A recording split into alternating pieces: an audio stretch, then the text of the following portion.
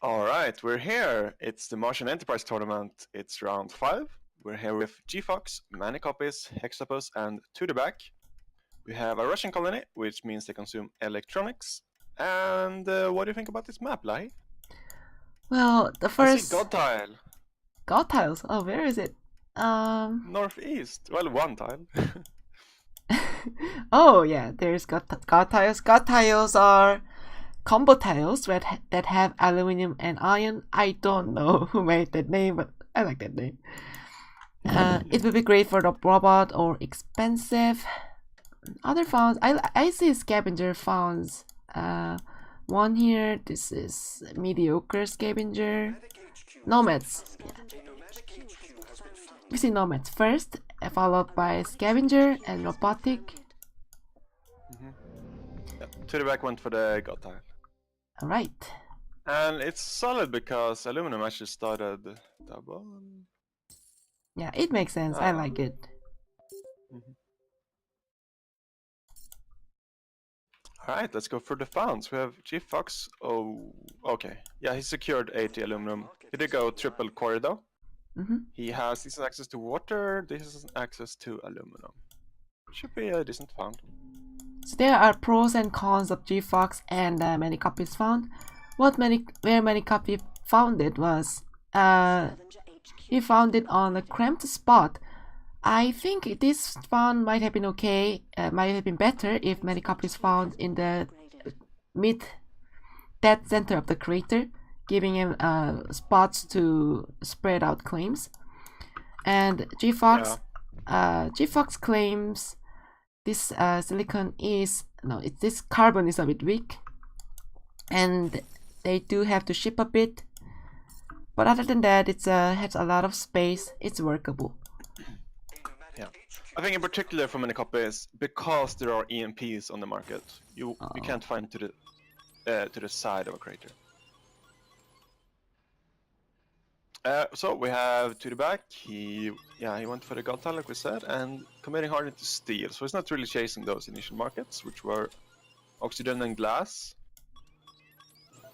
And finally we have Hexapus, founded as a nomad southwest. He has water, aluminum, silicon, carbon. He has everything you can ever need. He should be pretty comfortable here, I think.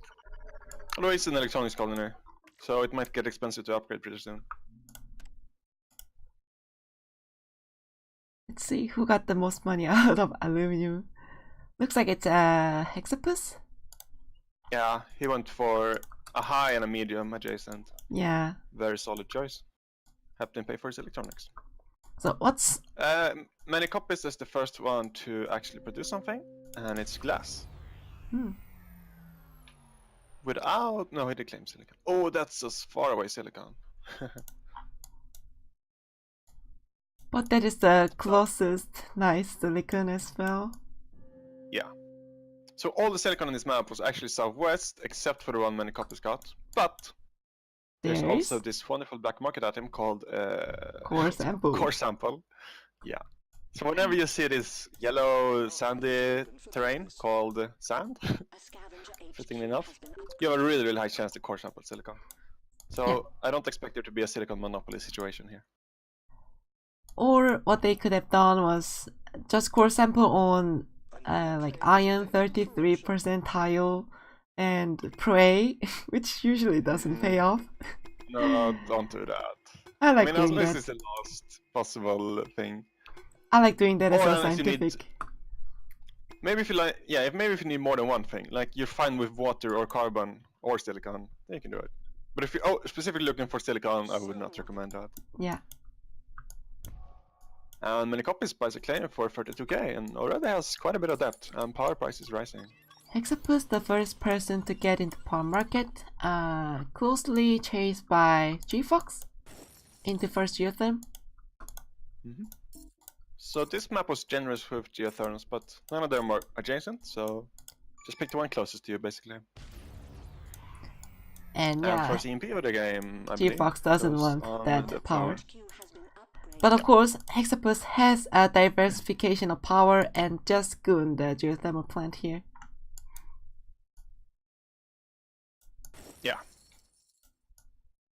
Yeah, Geo was always a solid solid thing to have. And if you're a nomad, you use the same resource to make them as solar panels. And unfortunately, many copies, there's a surplus coming on glass. And being a scavenger, he actually has knowledge of this already. Let's see how he chooses to adapt. I wouldn't mind seeing some food from anyone, really. I like food. Food is the next market. Tudepack seems to agree, but Tudepack goes to food without supporting. For all the water. Yeah, he's gonna be -3. There is a riverbed kind of close to him, where he can try to catch up with some water. Where is it? No, he did get water, sorry. It's just really far away.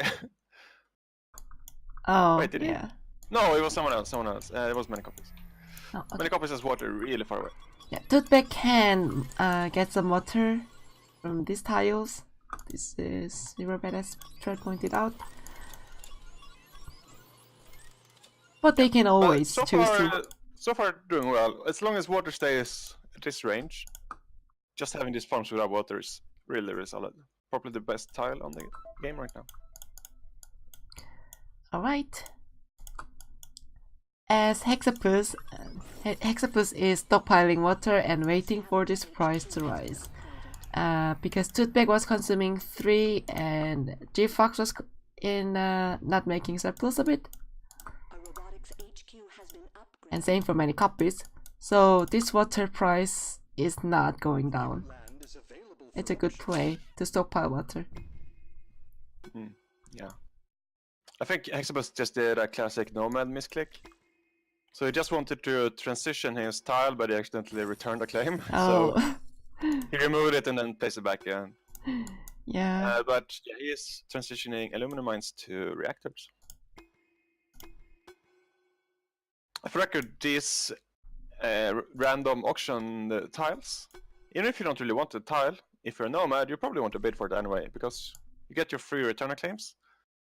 So just return it and you can place the claim wherever you want it. Or you just get the claim right now and hope the colony grows into it so you can place special building on it. That is one use. The tile right next to it is actually a really good optimization center spot. And the optimization, chemicals are really, really cheap. Might be a bit too early, some would say. I would probably go for it. Either a patent lab or optimization center right about now. Oh, a network virus. And many Is it a score? Hexapus does network virus on here. Right, so when the duration reaches 70 and is still a negative, you will have a score, I believe. Yeah. This is very, very not so this is it does not make many copies lose money. However, it prevents many copies from transitioning this class into more better tiles, which can be electronics. But he got the award, right? Yeah, Hexapus gets the award. Very nice. And yeah, like I said, just preventing demolition is a really strong feature of network viruses. Especially when EMP is 14k. Yeah. G-Fox first into an event building, and it's a hack array for surplusing water, even though he is producing surplus. Many copies, second one, and he chooses the patent lab. Looks to be going for teleportation. Oh, now Hexapus goes for more water manipulation play. Virusing many copies farm. However, many copies does have surplus production, so it's not going to help raising this price. But it might be an award. And he got it already. Wait. Oh yeah, I can only get it once. Right. Okay. So yeah, I was going to say the surplus from G-Fox is going to hurt that a lot. So Hexapus and many copies both looking for patents. Hexapus wants the carbon scrubbing. Always a solid one. Carbon scrubbing is nice. Yeah. And at some point you should look into producing the colony consumption of electronics. Actually, Tudeback is there already. Yeah, I would start optimizing electronics at this point. There's no other promising or shiny markets right now, and electronics is the most profitable, and it's going to stay that way for a long time. Yeah, And yeah, and when you see these depressing markets, you want to look at the off-road screen. And Nothing's Pleasure Dome. super profitable. Oh yeah, Pleasure Dome. This is a valuable tile. I might go for the optimization. Yeah, optimization here and Pleasure Dome somewhere else. Yeah. But yeah, so that means probably secure thinking machine, secure virtual reality, or just try to hack your way to a majority buy. You need to do like special stuff to earn money when the markets look like this. Yeah. I don't know if building off-roads is called special, but yeah, you need a different sources of revenue. And many copies secures that teleportation, so you can finally get water without paying a ton in shipping. There is a hacking window on GFox. GFox is the sole producer of Chem. Ooh, I like it. Yeah, and also I like this a lot. Can hack glass, but GFox cannot produce silicon, so this hack on chemical is strong. Problem is, can GFox have enough money? And I think GFox can sell down all this oxygen and get into this chemical. And yeah, looks like GFox is waiting for this shortage to end. This is expert level hacking. I like it.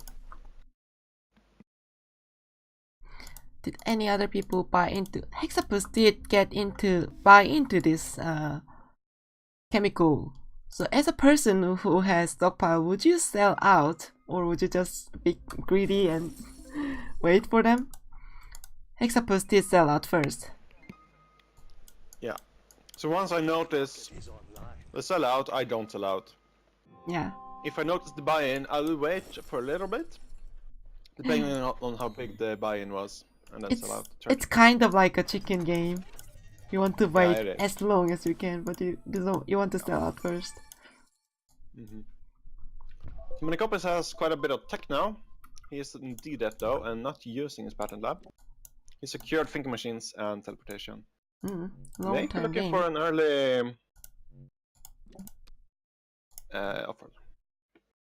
Yeah. Nobody hitting the Pleasure Dome market yet. It will be difficult for a robot to build off-road when you are the sole producer of a... Oh, it was many copies. Yeah, sorry, it was many copies. Many copies will be looking at off-road. Actually has almost enough carbon.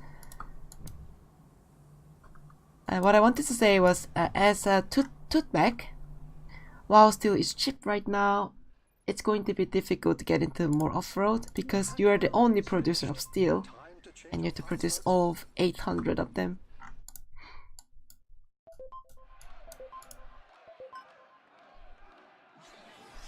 So what should we do instead? Well, steel, I would produce steel because if the market looks promising.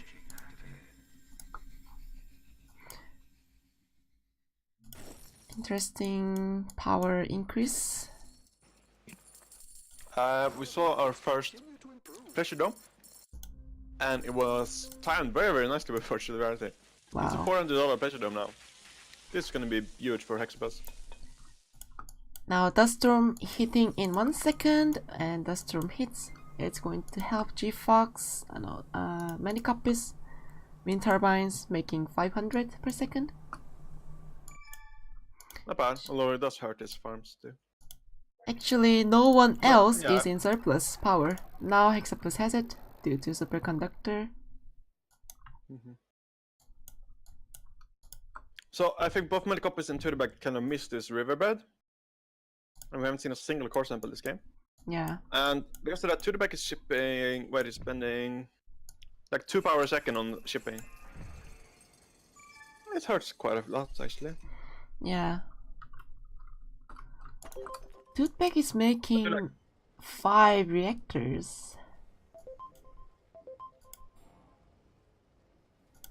I think this is too much. It should be... Oh, that's sad. Toothpick has used all their claims. and cannot mine silicon, cannot mine carbon. This Oh, is a yeah, big fair point. handicap. Yeah. Yeah, especially now. Look at these glass prices. Wow. Yeah. If there was return claims, you will want to return your claims and get those silicon and carbon.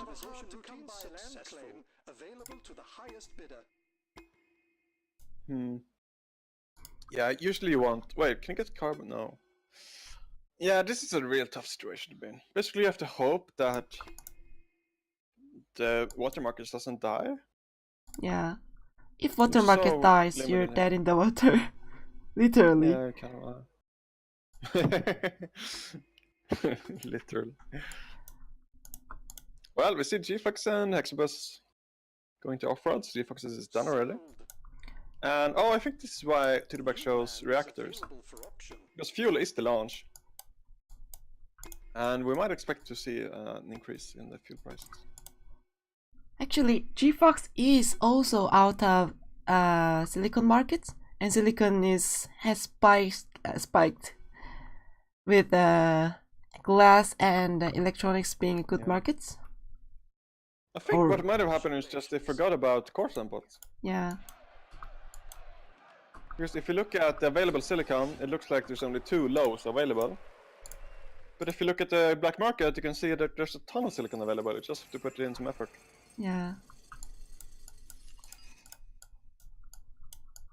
And I believe to the back shorting iron, which is a really solid choice when you're against nomads and scavengers. Oh, we are looking at Hexapus, Hexapus 5 elemental quarries and 1 hacker array. I think this is going to be silicon hack.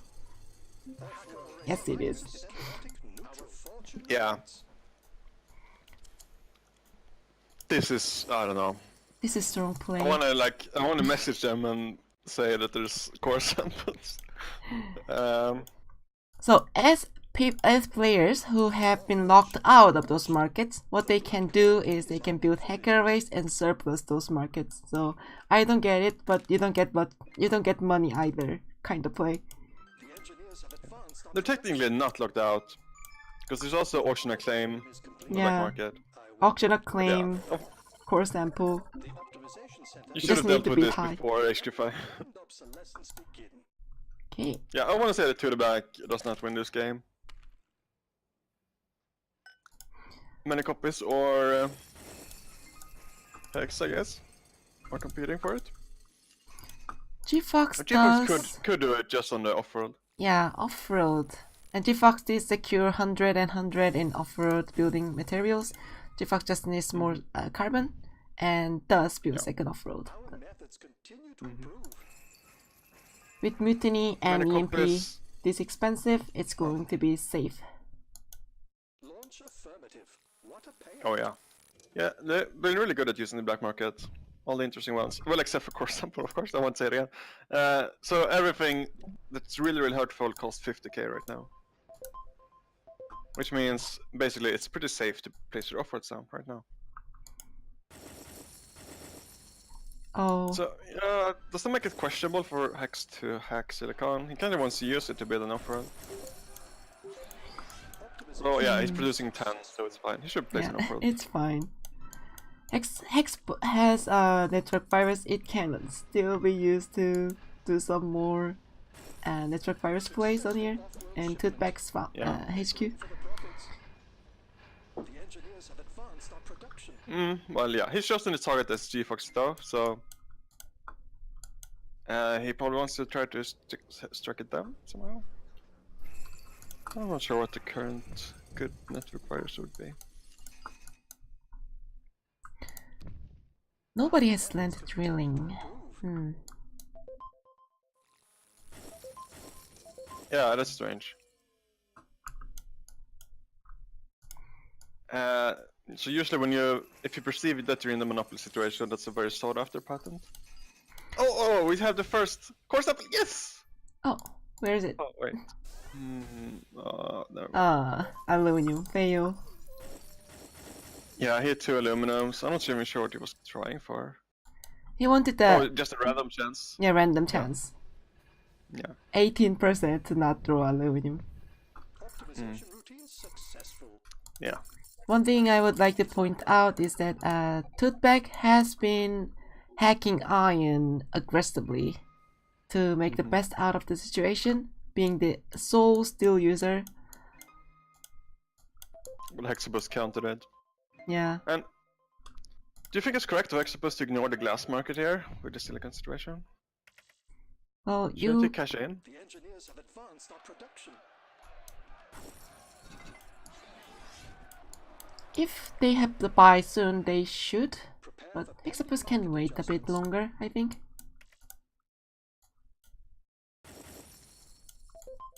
And right, keep because you're hacking. sure that nobody else is going to do it, so you might as well wait a bit.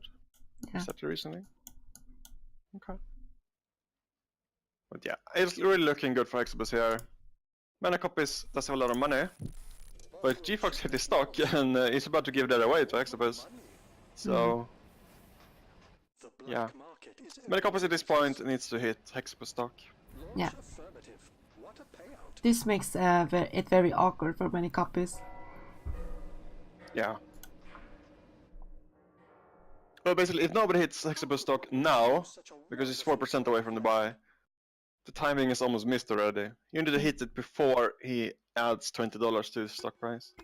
Usually That's just way too much. Usually it's beneficial to finish your buy as soon as possible, but with G-Fox buying into many copies, if I was Hexapus, I would wait just a bit more in case G-Fox buys one more stock. I guess.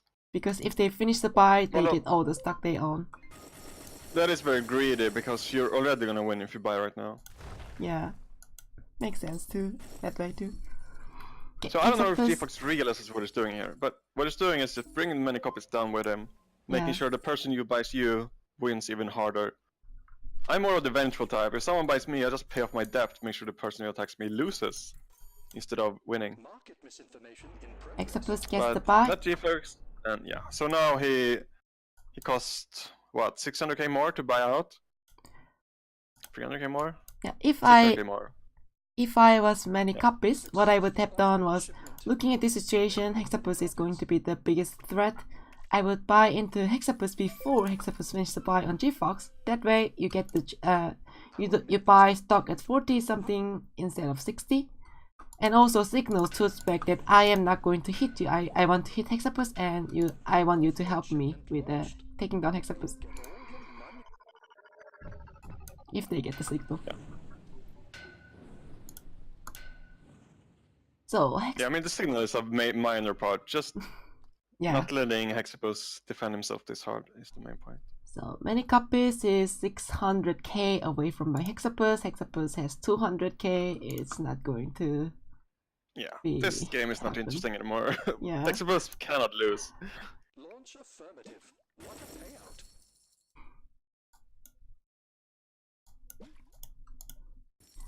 All this money and still not enough. Make room for the profits.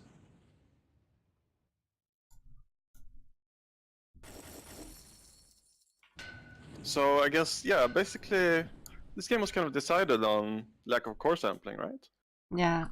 Hexapus didn't have that much going for him except the silicon stuff.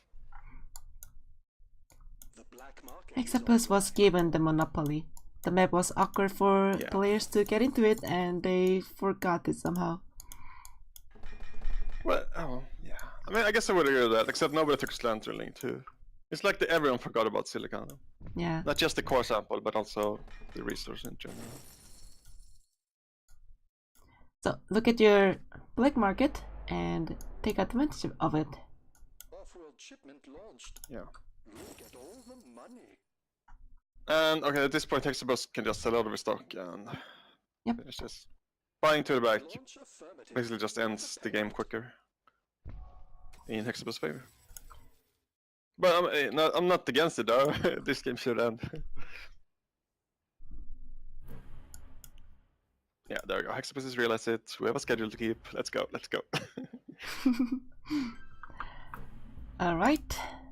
Let's look, before we stop, let's look at how much money Hexapus earned from Silicon Market. 300k! Wow, well Silicon played. Market. Mhm. And let's see, Toothpick has earned 125k from Iron and Iron Hex alone, which was interesting. Yeah. So another point for Clippy Squad. Yeah, looks like Clippy Squad is going very strong. All right, we have a serious game up next. Stay tuned.